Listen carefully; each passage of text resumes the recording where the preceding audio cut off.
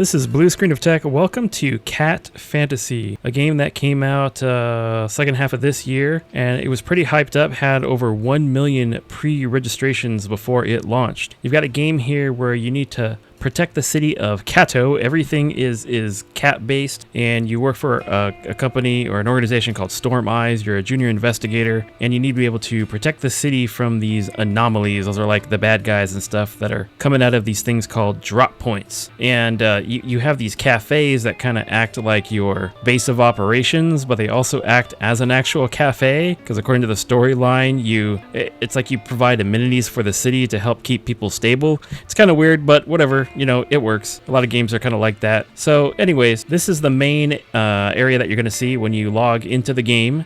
And a word of caution, if you're playing like on mobile and you go to back out, it's going to ask you, do you want to log out and log back in? If you do that, at least after when you first start the game, for me, I ended up having to completely start over. I don't know what it is, but that's what happened. So it's like I thought I was logged in and it was already bound to my Google account, but it wasn't. I don't know what happened. Anyways, that's just my word of caution. So here's where you're going to see your main interface. Let's start going into some of the areas that you're going to be messing with, like all your daily resources. So on the left-hand side, we've got the beginner. This is like your little calendar that you have like when you first start, and you'll always have something here to collect. So I'm going to go ahead and collect this stuff that I haven't collected yet so I can show you what it looks like. Above that, you've got contract. Okay, again, there's a claim all button. Oh, let me go to the area where I actually have resources to grab. All right, going over to benefits. And there's this little gift box down here. You can collect that. Growth fund, claim all, pathos supply. These you definitely want to collect every single day. And this is basically like your main energy. All right, over to missions. Honor, claim all. Alright, here we go. Now, investigations is actually something that opens up later on, so you don't have access to that right away, but you have access to the daily stuff, and I believe the honor stuff like really quick. Now, moving on over to Kato City. Kato City is going to be broken up into these districts, and different areas, different districts are going to open up again as you progress through the game. There's 17 main chapters inside the game, and then there's different sections inside each chapter, and it kind of just varies. Sometimes there's like 9 sections, sometimes there's like 15, so you know, it's whatever. But the first one you get, it opens up pretty fast. It's the Quincy district, and this is where you have access to things like your experience stage. So you can get these experience orbs, and you're going to need those to level up your characters. You've got the chip stage, and the chip is broken up into a couple areas, red, green, and blue. And you're going to need those different color chips depending on the color of hero that you have, and you need those to ascend your character. And ascension, like in a lot of games, is you get to level up a certain amount, and then you can't level up anymore right until you ascend them. So I think like the first barrier is like level 10 or level 15, something around there. Now, if we go back out, I'll show you that in a second too. Over into the shop. The shop usually has something that you can collect almost daily too. So here's one right now. You get a little bit of something. Sometimes you'll get other stuff. It really just depends. Events. Now right now there isn't that many good events going on.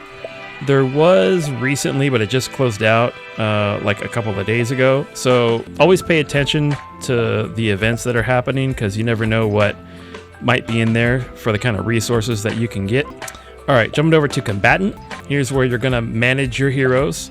If we pull up Anja and we go to enhance, left-hand side, very self-explanatory. You've got level up.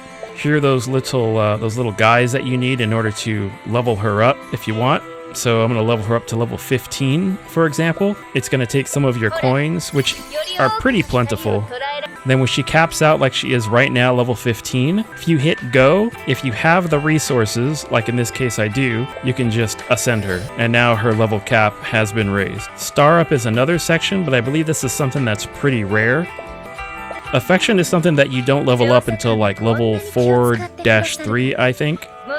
And the purpose of this is it increases the maximum mood that a character has, and the mood level is something that's used for the cafe. Information about the character, and assist is pretty interesting. So these start to unlock as time goes on, and depending on like the other characters that you have, right, this will give your character like some extra effects.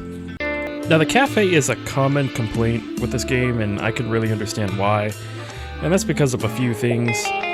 The cafe is like a spot, and you really have to baby manage. It requires that you farm resources in order to keep it progressing forward, and the farming can be like really time consuming, and honestly it's not that entertaining. Now this is like kind of early on in the game still. I don't know if way later on there's a way to automate some of these things, such as like these things called katos themselves, and I'll explain that in a bit.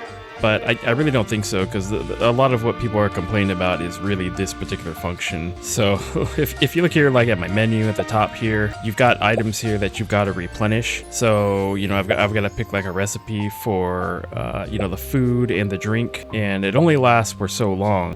And then it'll sell out, and then you've got to go in and you've got to do it again. Another thing is your workers here. So if you look at our character here, she's got like a cloud above her. That means that her staff, she's a staff member, and her mood has decreased because she basically gets tired over time. So you've got to switch out your people, and I believe you have to do that for the manager as well. Yeah, and only when you get to a certain level, again, I think it's in like chapter 4 maybe, I can't quite remember, but that's where you have the ability to actually send your people to rest. So prior to that, you can't really get them to rest. You just have to wait until you unlock that feature. It's just how it is. Now over here under the billing report, this is basically the resources that you've collected from selling your stuff.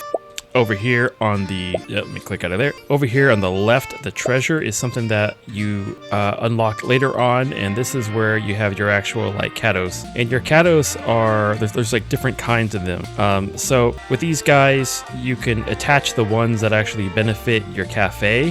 There's other ones that will like benefit your actual characters themselves, like give you like passive abilities and stuff like that, like defense and health and everything. And so in this situation, these guys themselves have their own like summon and their own type of skill level and everything. So if we go into the kato section, you'll see here, these are the guys that I have, and they have a grade just like you would with a hero. So you have like SSR, SR, and R. So you've got your super rarity, and everything. And you can actually summon them to get more, and just like you would with a hero.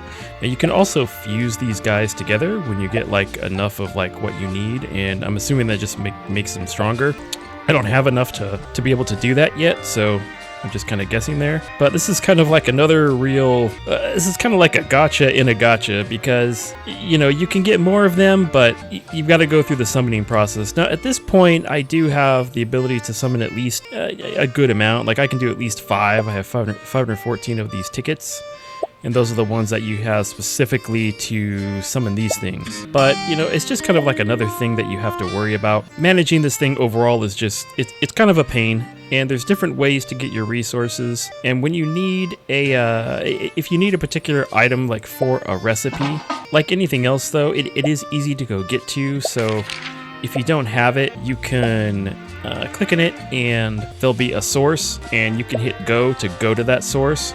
And that'll take you back to like the Kato City districts where you can get those particular resources for that thing. So, I mean, at least they make it easy to go get the things. It's just kind of a pain to like do this kind of farming, because really it's about progressing, getting your recipes, and then continuing to build up on the recipes that you need. So getting the negatives out of the way, there's a lot of complaints about this game regarding the amount of time it takes to do all your dailies, and I think that's pretty much warranted because you can't do all your dailies that fast. And the main game is only 17 chapters, but there's a certain amount of sections in each chapter, and some of those can take a while, so the single player experience is a bit on the low side. But once you complete that, you know, you'll be focusing on your other stuff like the daily. The reality is though, this game is like 75% reading text and 25% actual combat for the main story part. And I don't like that you have to go through a lot of talking before the mission ends. I wish they did it the other way, where you finish the mission and then the cutscene text would start after, but they didn't do that, and it's kind of weird because if you want to follow the story, you need to read all of the text before you can exit the mission. And I think when it comes to gacha games, you know, most of these, they share a very similar amount of game mechanics. It's really going to come down to what little differences there are between each of these games. What makes it stand out from the other gacha games you might have played or you're playing right now. For me, I feel like there's a lot of work that went into this one. The UI has like a lot of flair to it. There's a lot of color. The music varies from like Japanese pop to like semi-rap to like cafe jazz and some type of like soft rock and roll. It's kind of all over the place and I like the variety. And even though there is a lot of humor and anime style peppiness to this game, it does have a pretty dark storyline at times. But you know what? We gotta be real. Like, this is a cat waifu style game, and that's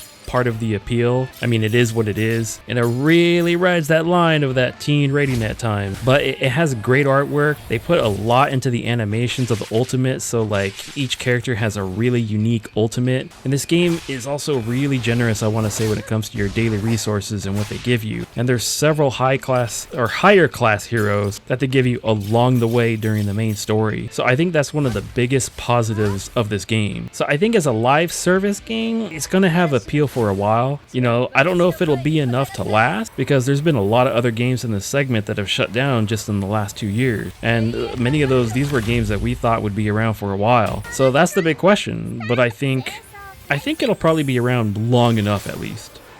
This has been Blue Screen of Tech. I'll see you in the next game.